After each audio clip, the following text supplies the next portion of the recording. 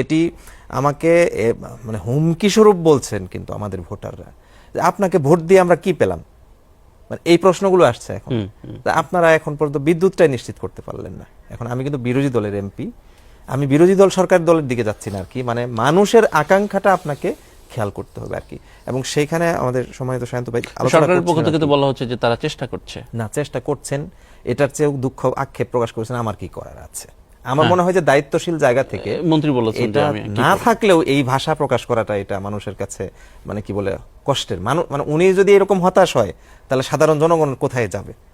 তার তো হতাশা প্রকাশ করার আর কোনো প্রান্তিক উনি মন্ত্রী প্রকাশ করেছেন, জনগণ সবাই শুনেছে। জনগণ প্রকাশ করলে কোথায় কে শুনবে? কেউ শুনবে না, শোনার কেউ নাই আর কি। এবং এখন কিন্তু ওই পরিস্থিতিটাই দাঁড়িয়েছে।